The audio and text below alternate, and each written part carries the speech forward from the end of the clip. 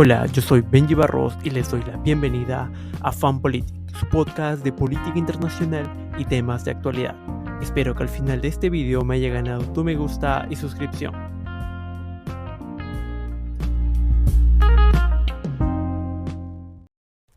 En el capítulo de hoy vamos a hablar del ascenso de Lula a la presidencia de Brasil, las promesas de campaña y el futuro de Bolsonaro. Luis Ignacio Lula da Silva asumió la presidencia de Brasil por tercera vez este 1 de enero, en una nación polarizada por las ideas de la derecha conservadora y radicales de Bolsonaro, frente a las ideas de una izquierda progresista que ha prometido salvar y preservar tanto la Amazonía como la democracia. Lula fue acompañado por una caravana gigantesca de automóviles, un festival de música y cientos de miles de seguidores que llenaron la explanada central de Brasilia, la capital del país. No obstante, la ausencia de Jair Bolsonaro en la asunción de Lula fue para muchos un símbolo contra la democracia y la paz. Bolsonaro, por su parte, tomó un vuelo este viernes con destino a Orlando, donde planea quedarse un mes o más tiempo. Lula, de 77 años, ganó la presidencia en octubre en las elecciones presidenciales más reñidas de la historia de Brasil, 3 años después de haber sido liberado de prisión por cargos de corrupción que luego fueron retirados. Después de una dura carrera electoral contra Jair Bolsonaro, empañada por la desinformación y los ataques entre candidatos, ahora se espera que Lula pueda unir a la nación mientras mantiene sus promesas de campaña para reconstruir la economía, abordar la brutalidad policial y combatir la deforestación en la Amazonía, así como los desafíos fiscales de Brasil que probablemente limitarán su capacidad para abordar la pobreza y el hambre ante la falta de recursos. Durante su discurso de toma de posesión, se prometió a luchar contra la desigualdad económica, la injusticia racial y de género. Mientras asentía a la reconciliación política, Lula también criticó la gestión de la pandemia de coronavirus por parte del gobierno de Bolsonaro, diciendo que equivalía a un genocidio y que no debería quedar impune, dijo en la campaña.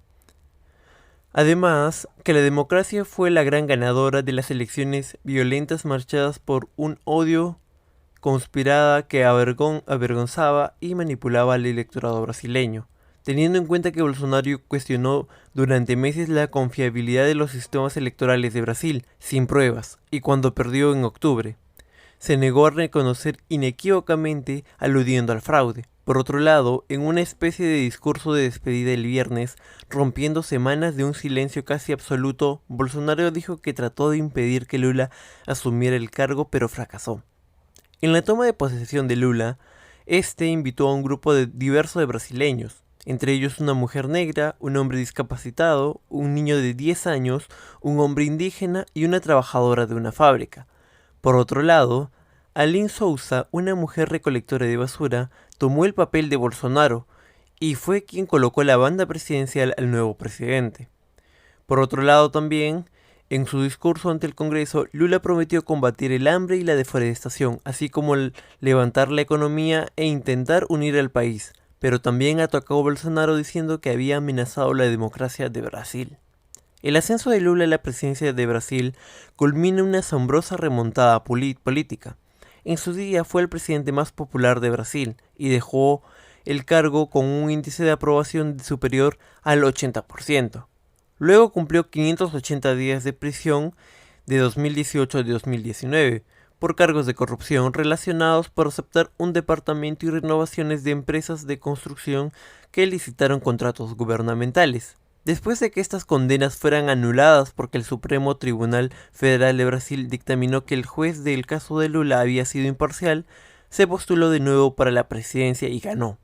Lula y sus partidarios sostienen que fueron víctimas de una persecución política. Bolsonaro y sus partidarios dicen que Brasil ahora tiene un criminal como presidente.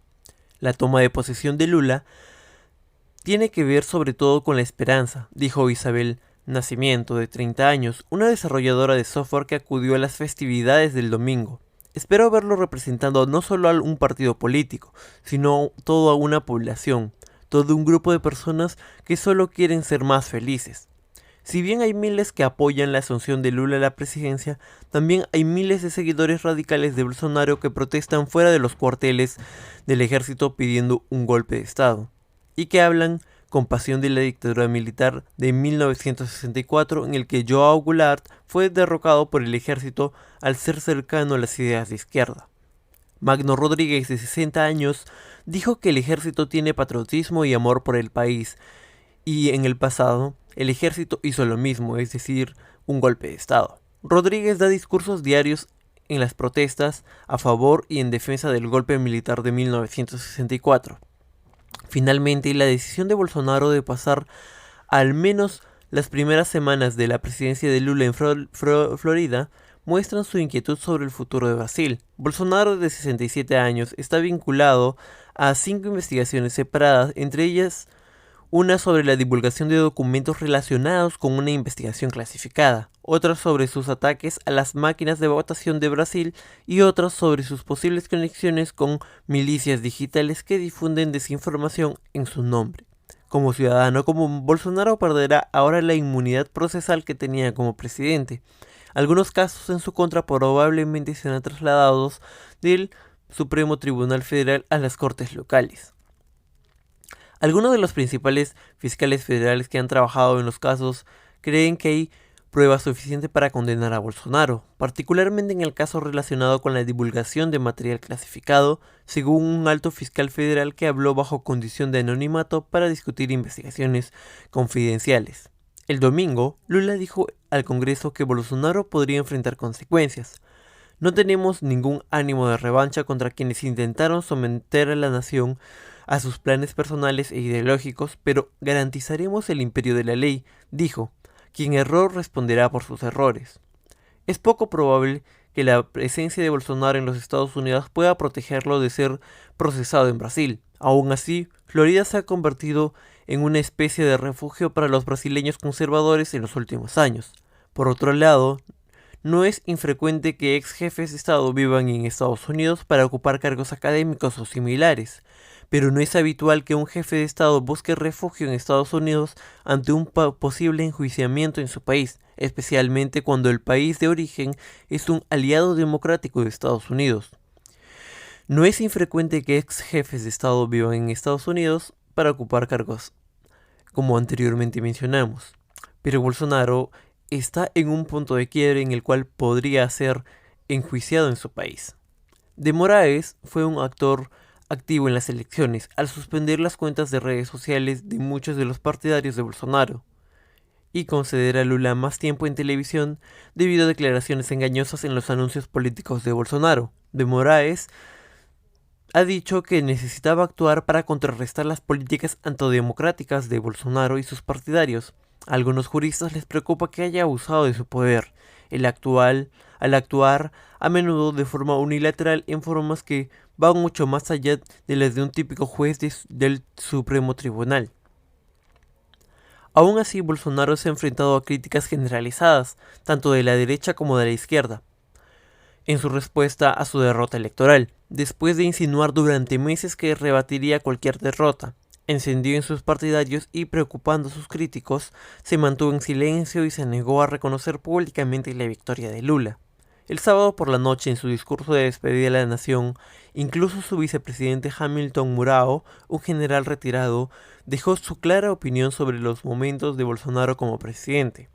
Líderes que deberían tranquilizar y unir a la nación en torno a un proyecto de país han dejado que su silencio o su protagonismo inoportuno dañino creen un clima de caos y desintegración social, dijo Mourão. Y bueno, eso es todo por el capítulo de hoy.